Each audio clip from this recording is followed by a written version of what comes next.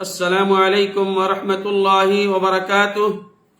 الحمد للہ رب العالمین والصلاة والسلام على اشرف الانبیاء والمرسلین نبینا محمد صلی اللہ علیہ وسلم۔ قال اللہ تبارک وتعالی فی کلامہ المجید اعوذ باللہ من الشیطان الرجیم بسم اللہ الرحمن الرحیم یا ایہا الذین آمنوا اتقوا اللہ حق تقاتہ ولا تموتن إلا وأنتم مسلمون يا أيها الناس اعبدوا ربكم الذي خلقكم من نفس واحدة وخلق منها زوجها وبث منهما رجالا كثيرا ونساء واتقوا الله الذي تساءلون به والأرحام إن الله كان عليكم رقيبا يا أيها الذين آمنوا اتقوا الله وقولوا قولا سديدا يصلح لكم أعمالكم ويغفر لكم ذنوبكم ومن يطع الله ورسوله فقد فاز فوزا عظيما۔ محترم سامعین و ناظرین کرام اور اسلامی بھائیوں، آج انشاءاللہ ہم آپ کو اس ویڈیو کے اندر بتلائیں گے وہ کون سے اسباب ہیں جن سے قبر کے عذاب سے نجات ملے گی۔ وہ کون سے ایسے اسباب ہیں جو ہم اور آپ اپنا لیں، قبر کے عذاب سے ہمیں اور آپ کو نجات مل جائے۔ اللہ رب العالمین سے دعا ہے الہ العالمین ہمیں حق بات کہنے کی توفیق عطا فرما۔ ہر آدمی کو، ہر انسان کو مرنا ہے اور مر کر کے حساب و کتاب دینا ہے۔ آخرت کی پہلی منزل ہے قبر۔ اگر انسان اس کے اندر کامیاب ہو گیا تو اور منزلیں اس کے لیے آسان ہو جائیں گی۔ جیسا قبر واقعی بڑے خوف اور گھبراہٹ کی جگہ ہے، نبی کریم صلی اللہ علیہ وسلم نے خود یہ بات ارشاد فرمائی ہے، بتلایا ہے، میں نے قبر سے زیادہ گھبراہٹ والی جگہ کو نہیں دیکھا۔ ترمذی شریف کی روایت ہے، ایک جنازے کے موقع پر پیارے نبی صلی اللہ علیہ وسلم قبر کے سرہانے کھڑے تھے اور آپ صلی اللہ علیہ وسلم قبر کی ہولناکی کو یاد فرما کر اس قدر روئے کہ آپ صلی اللہ علیہ وسلم کے آنسوؤں سے قبر کی مٹی تر ہو گئی، قبر کی مٹی بھیگ چکی تھی۔ یعنی آپ صلی اللہ علیہ وسلم قبر کے سرہانے کھڑے ہو کر کے، دوسری قبر تھی، کھڑے ہو کر کے اتنا روئے کہ اسی جگہ پر ہمیں بھی آنا ہے، اور اس طریقے سے روئے کہ قبر کی مٹی بھیگ چکی تھی، تر ہو چکی تھی۔ ہم اور آپ قبر کو یاد کر کے کتنا روتے ہیں، ذرا اپنے گریبان کے اندر جھانکیں، سوچیں، غور و فکر کریں۔ اور یہی نہیں میرے بھائیوں، اس کے لیے کچھ تیاری کر لو۔ پیارے نبی صلی اللہ علیہ وسلم نے اس قبر کی طرف اشارہ کرتے ہوئے فرمایا کہ اس قبر کے لیے تم تیاری کرو جو آخرت کی پہلی منزل ہے۔ اگر اس منزل کے اندر تمہیں کامیابی اور کامرانی مل گئی تو اور منزلیں تمہارے لیے آسان ہو جائیں گی۔ اور آپ صلی اللہ علیہ وسلم نے خود بھی قبر کے فتنے سے پناہ مانگی ہے اور امت کو بھی اس پناہ مانگنے کی نصیحت فرمائی ہے۔ آپ صلی اللہ علیہ وسلم کے طرز عمل یہ نتیجہ تھا کہ قبر کا ذکر آتے ہی صحابہ کرام آپ دیدہ اور غم زدہ ہو جاتے تھے۔ حضرت سلمان فارسی رضی اللہ تعالیٰ عنہ فرماتے ہیں، تین باتیں مجھے غم زدہ کر دیتی ہیں، تین باتیں مجھے غم زدہ کر دیتی ہیں اور میں آپ دیدہ ہو جاتا ہوں۔ پہلی بات کہ نبی کریم صلی اللہ علیہ وسلم کے صحابہ کرام سے جدائی کا غم، نبی کریم صلی اللہ علیہ وسلم کا صحابہ کرام سے جدائی کا غم، یہ مجھے غم زدہ کر دیتی ہیں اور میری آنکھیں آگ دیدہ، آنکھوں سے آنسو جاری ہو جاتے ہیں۔ دوسری چیز پیارے نبی صلی اللہ علیہ وسلم نے جو فرمایا اور سلمان فارسی جو بتلاتے ہیں کہ عذاب قبر سے جب میں اس کو سوچ لیتا ہوں تو یہ ہماری آنکھیں کیا ہو جاتی ہیں، نم پڑ جاتی ہیں۔ اور تیسری بات قیامت کا ڈر۔ حضرت مالک بن دینار رحمہ اللہ فرماتے ہیں، قبر کو یاد کر کے اس قدر روتے تھے کہ وہ بے ہوش ہو جاتے تھے۔ یعنی اس قدر روتے تھے قبر کو یاد کر کے کہ اسی قبر کے اندر نہ وہاں تو آپ کا کوئی ساتھی ہوگا نہ آپ کا کوئی دوست ہوگا، وہاں صرف آپ کا عمل آپ کے ساتھ کام آئے گا۔ دنیا کے اندر جو آپ نے کیا ہے وہی چیز آپ کو آئے گی کام۔ اور نبی کریم صلی اللہ علیہ وسلم نے امت کو قبر کی زیارت کی اجازت ہی دی ہے صرف اس لیے کہ اس کی آخرت یاد آئے گی۔ نبی صلی اللہ علیہ وسلم نے جو فرمایا ہے قبر کی زیارت کے تعلق سے، کیوں؟ اس لیے کہ تم قبر کی جب زیارت کرو گے، قبر پر جب جاؤ گے تو تمہیں بھی آخرت یاد آئے گی، اور جب آخرت یاد آئے گی تو اس کے لیے تم کیا کرو گے؟ تیاری کرو گے۔ قبروں کی زیارت کرو اس لیے کہ اس میں سامان عبرت ہے، اور یعنی انسان دنیا کو بھول کر آخرت کی طرف متوجہ ہو جاتا ہے۔ دنیا کی بے ثباتی، غور و فکر کا موقع ملتا ہے، دوسروں کی قبریں دیکھ کر اپنی قبر کا خیال آتا ہے۔ عارضی دنیا کے لیے اللہ اور اس کے رسول صلی اللہ علیہ وسلم کی نافرمانی اور ندامت کا احساس پیدا ہوتا ہے، اپنے گناہوں سے توبہ اور استغفار کی رغبت پیدا ہو جاتی ہے۔ لیکن ہمارے ہاں جو کچھ ہو رہا ہے اس کا نتیجہ بالکل اس کے برعکس ہو رہا ہے۔ غور فرمائیے میرے بھائیوں، جہاں عشقیہ اور شرکیہ مضامین پر مشتمل قوالیوں اور مجلسیں لگی ہوں وہاں آخرت کیسے یاد آئے گی؟ جہاں ڈھول ڈھمکے توپ اور نوجوان ملنگ اور ملنگیاں موجود ہوں اور وہاں منکر نکیر کا خیال کیسے آئے گا؟ اور جہاں آرائش اور حسن اور نمائش کی دلدادہ طوائفوں کو مجرے ہوں وہاں پر عذاب قبر یا ثواب قبر کی فکر کون کرنے والا ہے؟ جہاں فلموں اور حیات سوز ناز گانوں کا بے ہنگ شور برپا ہو وہاں موت یاد کیسے آئے گی؟ جہاں بے حجاب نوجوان اور دوشیزاؤں کا غیر محرم مردوں سے کھلے عام اختلاف ہو وہاں پر قبر کا یاد کیسے آئے گی؟ اور جہاں صبح و شام مجاوروں اور مریدوں کے ہجوم ہیں، بنگ اور چرس کے دور چل رہے ہوں اور وہاں سفر آخرت کی بات کون کرنے والا ہے؟ جہاں دن رات نذرانے وصول کرنے والے اور دولت مند جمع کرنے کا عروج پر ہو وہاں فکر آخرت کا واعظ کون سننے والا ہے؟ میرے بھائیوں، فکر آخرت کر لو اور قبر کی جو پہلی منزل ہے اس کے لیے تم تیاریاں کر لو۔ محترم سامعین، خانقاہوں اور آستانوں کی دنیا کا جو ہماری دنیا سے کہیں زیادہ رنگین ہے، کہیں زیادہ رنگین ہے، کہیں زیادہ دل فریب ہے اور کہیں زیادہ پرکشش ہے، ایسی قبروں اور مزاروں پر جا کر موت کسے یاد آئے گی؟ آخرت کا خیال کیسے آئے گا؟ عذاب یا ثواب فکر کیسے ہوگی؟ اللہ کا خوف دل میں کیسے پیدا ہوگا؟ اور دنیا سے بے رغبتی کیوں کر پیدا ہوگی؟ یہی وجہ ہے کہ اسلام میں قبروں پر میلے ٹھیلے لگانا، مزار تعمیر کرنا، عرس لگانا، چراغاں کرنا، پھولوں کو چادریں چڑھانا، قبر یا مزار کو بوسہ دینا اور قبر یا مزار پر جھکنا یا قبر پر سجدے کرنا، یہ قبر کا طواف کرنا، یہ ساری چیزیں اسلام کے اندر کیا ہیں؟ حرام ہے، اور یہ شرک اکبر ہے، اور شرک اکبر جہنم کے اندر لے کر کے جائے گا۔ اور یہی نہیں، تاہم ہم بتلانا چاہتے ہیں جن علماء کرام کے مسلک میں یہ تمام امور جائز ہیں ان کی خدمت میں ہم بڑی درد مندی سے اور خلوص دل کے ساتھ یہ درخواست کرنا چاہتے ہیں کہ براہ کرم غور فرمائیے گا، چڑھاوے چڑھانے، عرس منانے، نظر و نیاز دینے، منتیں ماننے اور صدقہ و خیرات کرنے، مرادیں مانگنے، بہانے مزاروں پر، خانقاہوں اور آستانوں پر تشریف لانے والے مرد اور عورتیں معاشرے میں جس بے حیائی، فحاشی اور بدکاری اور جرائم کے حیاسوز کلچر کو جنم دے رہے ہیں اس کا ذمہ دار کون ہے؟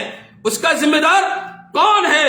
آپ بتائیے۔ ان علماء کرام سے میرا سوال ہے جو اس کو جائز قرار دیتے ہیں اور قیامت کے روز اس کی جواب وہی وہ مسئولیت کے ذمہ دار ہوں گے جو اس کو جائز قرار دیتے ہیں۔ جو چیزیں نبی علیہ السلام سے ثابت نہ ہو ہمیں اور آپ کو اس چیز پر عمل کرنا نہیں چاہیے۔ تاہم ہم ان علماء کرام کی توجہ اور بات کی طرف مبذول کرانا چاہتے ہیں کہ ایک مسلمہ حقیقت ہے کہ خیر و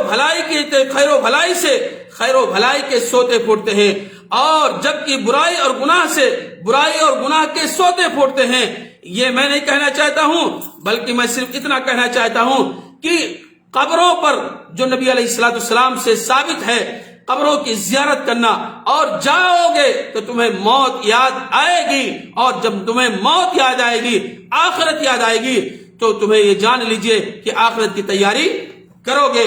اس لیے میرے بھائیوں، آپ کو ایک واقعہ میں بتلاؤں مالک بن دینار کے تعلق سے، کہ قبر کی یاد نے حضرت مالک بن دینار رحمہ اللہ کو اس قدر رلایا کہ وہ بے ہوش ہو گئے۔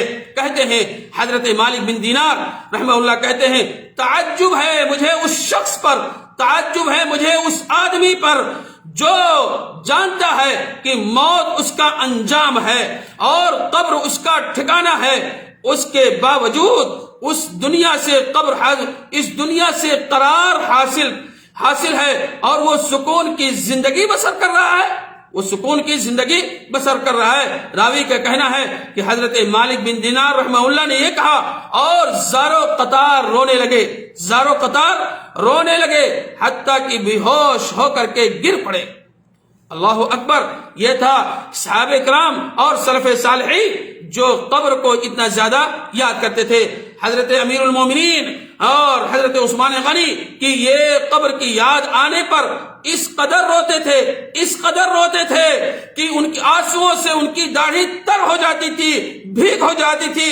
اللہ کے واسطے میں کہنا چاہتا ہوں، چاہے میں ہوں یا کوئی اور شخص ہے، جتنے مسلمان اور جتنے لوگ دیکھ رہے ہیں، میں کہنا چاہتا ہوں کہ ہم اور آپ قبر کو یاد کر کے روئیں، گڑ گڑائیں۔ وہ عثمان غنی جن کے لیے اللہ رب العالمین نے جنت کی بشارت دی ہے عشر مبشرہ کے اندر، نبی علیہ الصلوۃ والسلام نے بھی فرمایا ہے، لیکن اتنا زیادہ رو رہے ہیں کہ ان کی داڑھی تر ہو جا رہی ہے۔ ہم اور آپ اب سوچیں کہ ہم اور آپ کتنا روتے ہیں اور کتنا قبر کو یاد کرتے ہیں۔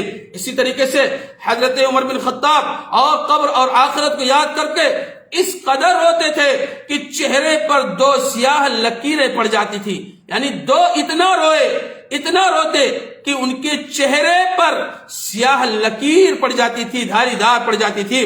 اور حضرت ابو ذر غفاری رضی اللہ تعالیٰ عنہ نے موت اور برزخ کے بارے میں نبی کریم صلی اللہ علیہ وسلم کا خطبہ سنا تو خواہش کرنے لگے، کاش میں ایک درخت ہوتا جسے کاٹ دیا جاتا، میں انسان اور آدمی نہ ہوتا۔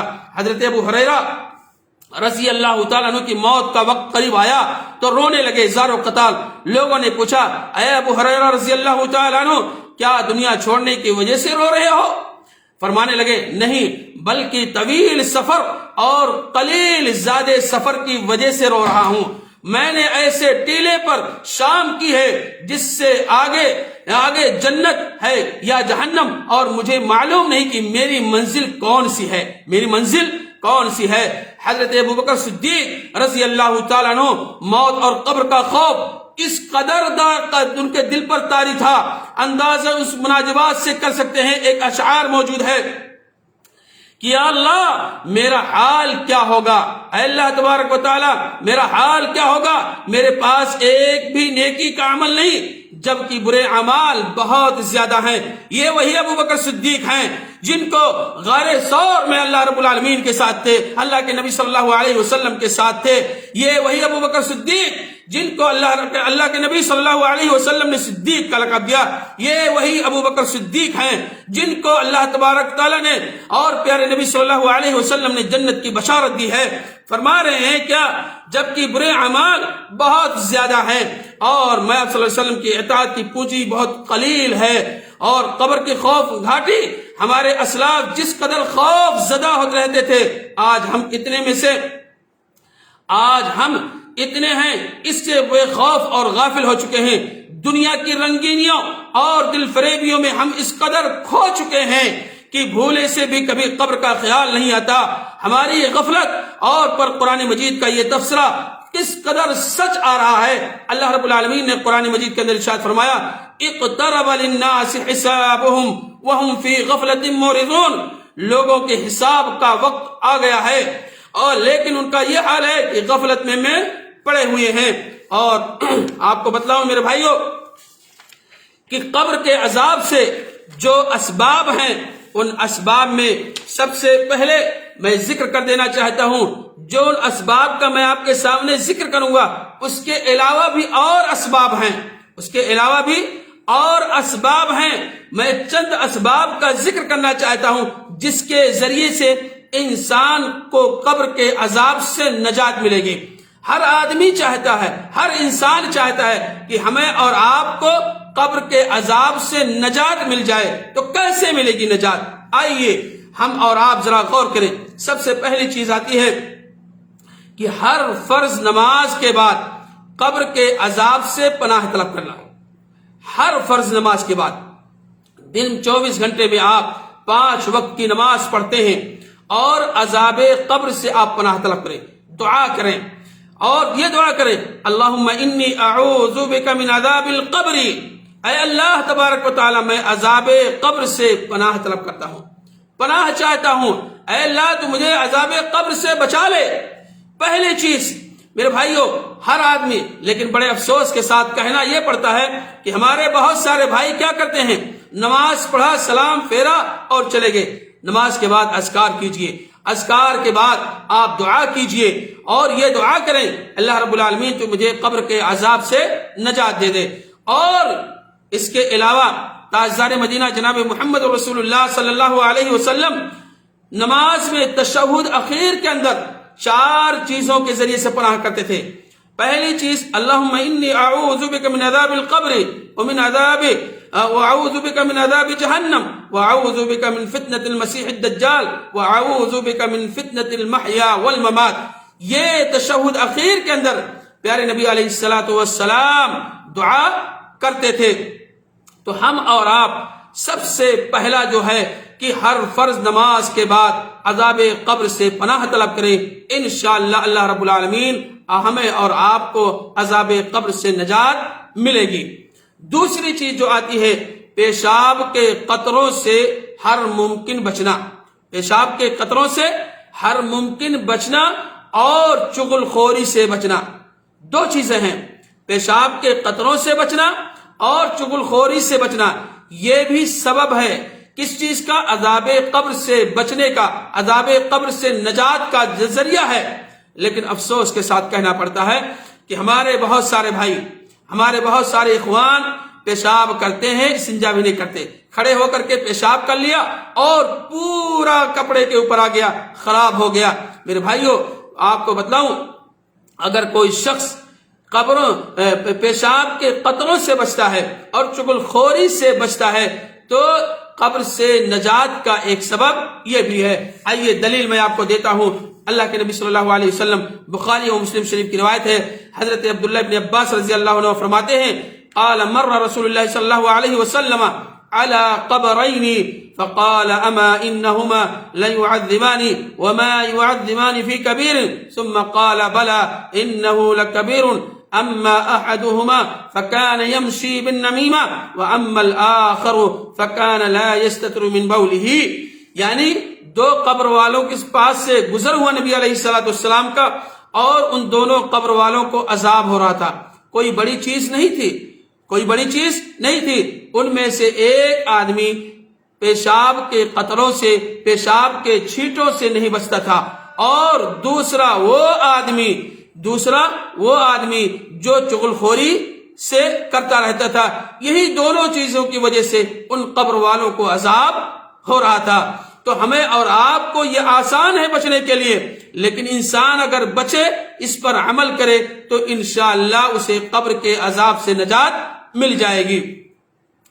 اسی طریقے سے اللہ کے راستے میں جہاد کرتے ہوئے شہید ہو جانا، اللہ کے راستے میں جہاد کرتے ہوئے شہید ہو جانا، یہ بھی قبر کے عذاب سے نجات کا ذریعہ ہے۔ اللہ کے نبی صلی اللہ علیہ وسلم نے فرمایا، اللہ کی راہ میں جان دینا انسان کو فتنے قبر سے محفوظ رکھے گا۔ نسائی شریف کی یہ روایت ہے۔ تو گویا کہ اس حدیث سے پتہ یہ چلتا ہے کہ اللہ کے راستے میں جہاد کرتے ہوئے انسان اعلی کلمت اللہ کے لیے لڑتے لڑتے شہید ہو گیا تو اس کے ذریعے سے قبر سے عذاب کا قبر سے نجات کا ذریعہ ہے۔ اور اسی طریقے سے مرابطہ یعنی اسلامی ریاست کی سرحدوں یا لشکر اسلام کی حفاظت کے لیے پہرا دینا، یہ عمل بھی فتنے قبر سے محفوظ رکھنے والا ہے۔ اور اسی طریقے سے پانچویں چیز آتی ہے کہ جمعرات کی رات میں انتقال ہونا یا جمعہ کے دن ایمان کی حالت میں وفات پانا، یہ بھی کیا ہے؟ ایک قبر کے عذاب سے نجات کا ذریعہ ہے۔ میرے بھائیو، جمعرات کی رات میں انتقال ہونا اور یا جمعہ کے دن حالت ایمان کی حالت میں وفات پانا، اللہ کے نبی صلی اللہ علیہ وسلم نے فرمایا من مات لیلۃ الجمعہ او یوم الجمعہ اجیر من عذاب القبر، جس شخص کی موت کہاں ہوئی؟ جمعہ کے دن یا جمعرات کے دن، تو اس شخص کو قبر کے عذاب سے نجات ملے گی۔ اب سوال ایک پیدا ہوتا ہے، اگر کسی شخص کی وفات جمعہ کے دن یا جمعرات کی رات کو ہوتی ہے لیکن اگر نماز نہیں پڑھتا ہے، روزہ نہیں رکھتا ہے، تو اس کو کیا نجات ملے گی یا نہیں ملے گی؟ علماء کرام نے جو بتلایا ہے کہ جمعرات کی یا جمعہ کے دن وفات پانا وہ اس کے لیے ہے وہ شخص جو نماز کا بھی پابند ہے اور حلال اور حرام میں تمیز بھی پیدا کرتا ہے اور نبی علیہ الصلوۃ والسلام کے سنت کے مطابق وہ اپنی زندگی گزارتا ہے، ایسے شخص کے لیے یہ دن جس دن وفات ہوتی ہے اس کو قبر کے عذاب سے کیا ملے گی؟ نجات ملے گی۔ اسی طریقے سے تلاوت قرآن مجید کی تلاوت کرنا کثرت سے، وہ تلاوت قرآن مجید بھی عذاب قبر سے محفوظ رکھنے والا عمل ہے۔ بڑے افسوس کے ساتھ کہنا پڑتا ہے کہ ہمارے بہت سارے بھائی کیا کرتے ہیں، جب رمضان آئے گا تبھی قرآن کھلے گا اور رمضان ختم طاقوں میں سجانے کے لیے۔ ایسا نہیں، آپ اپنی زندگی کیا معمول بنا لیجئے، روز ڈیلی تلاوت کیجئے، 1 صفحہ، 2 آیتیں، 3 آیتیں، 4 آیتیں، یہ قرآن آپ کے لیے سفارش کرے گا قبروں کے اندر، قبر اور حشر کے اندر۔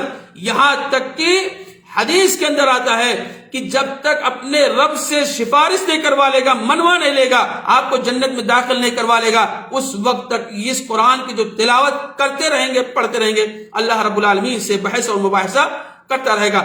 تو میرے بھائیوں، قبر سے نجات کا ایک ذریعہ یہ بھی ہے کہ ہم اور آپ قرآن مجید کو کثرت سے تلاوت کریں اور اس کو پڑھیں۔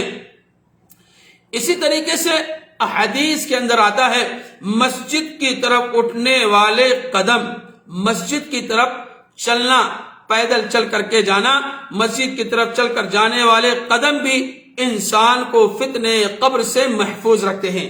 اللہ اکبر، قربان جاؤں پیارے نبی صلی اللہ علیہ وسلم پر۔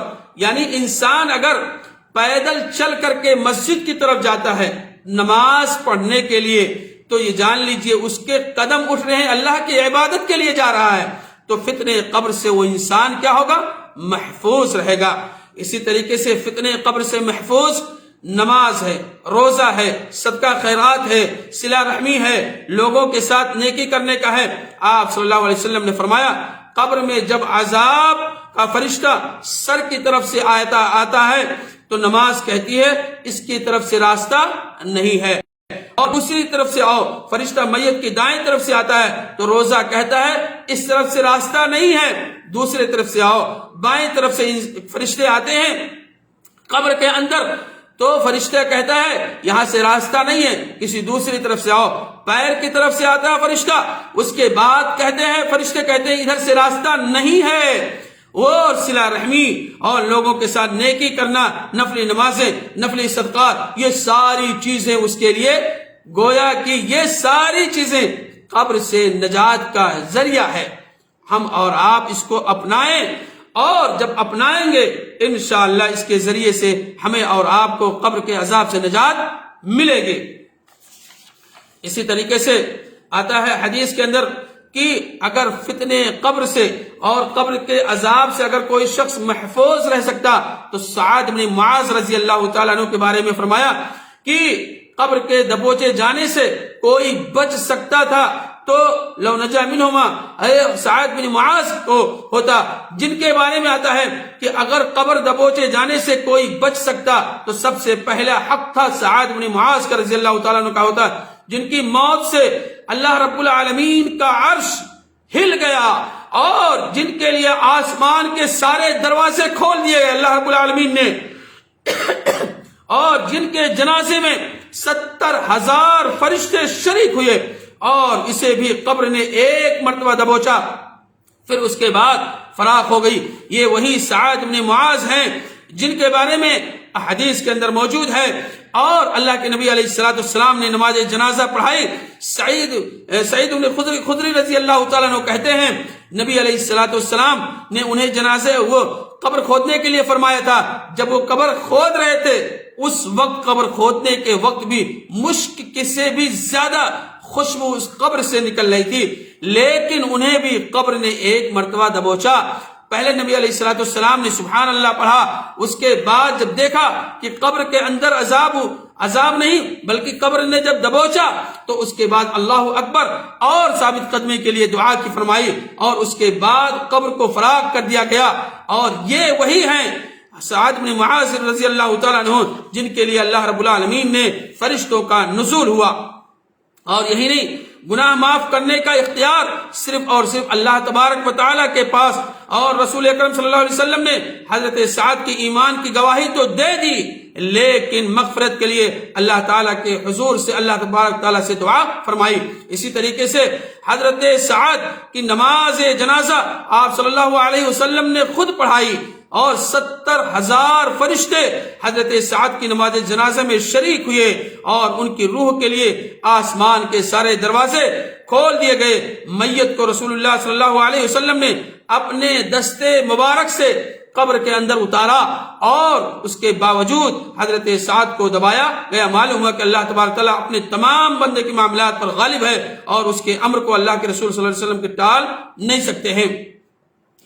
اسی طریقے سے رات کو سونے سے پہلے سورۃ الملک کی تلاوت کرنا، سورۃ الملک کی تلاوت کرنا، یہ بھی قبر کے عذاب سے نجات ملے گی آپ کو۔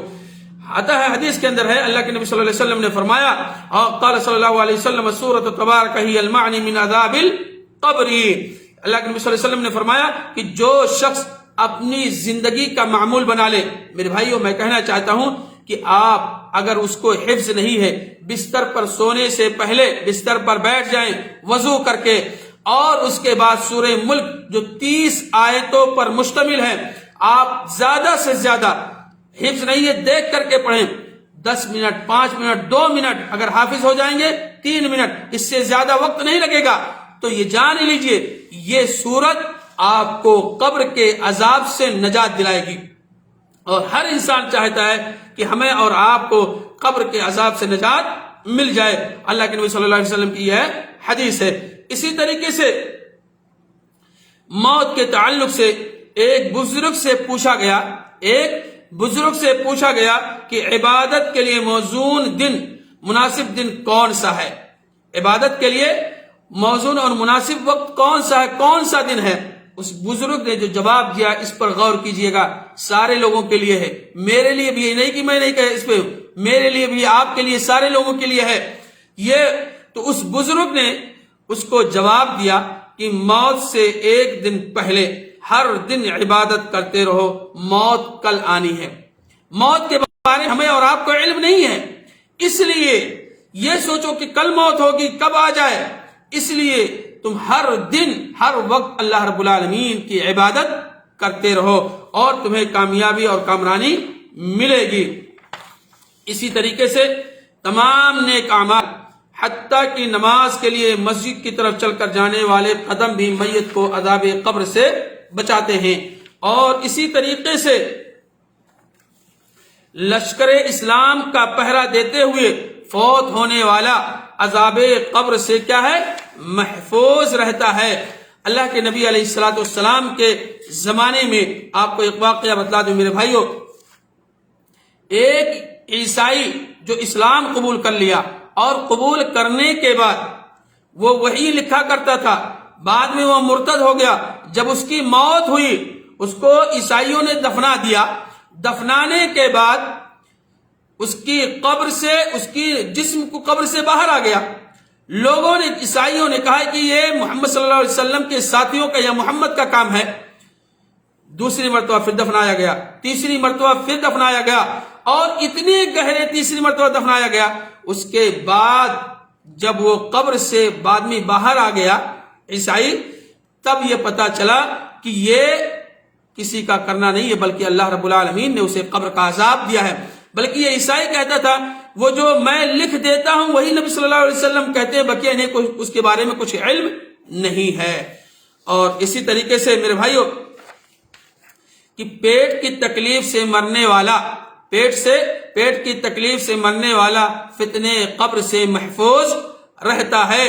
اور اللہ کے نبی صلی اللہ علیہ وسلم نے فرمایا، حضرت عبداللہ بن یسار سے روایت ہے کہ میں بیٹھا ہوا تھا اور فرمایا کہ لوگوں نے عرض کیا فلاں شخص پیٹ کی تکلیف سے مر گیا ہے۔ ان دونوں نے خواہش کی کہ کاش وہ اس آدمی کے جنازے میں شریک ہوتے۔ پھر ایک آدمی نے دوسرے سے کہا کیا رسول اللہ صلی اللہ علیہ وسلم نے یہ بات ارشاد نہیں فرمائی، جس شخص کو پیٹ مار ڈالے، یعنی پیٹ کی بیماری سے، اسے قبر میں عذاب نہیں دیا جائے گا۔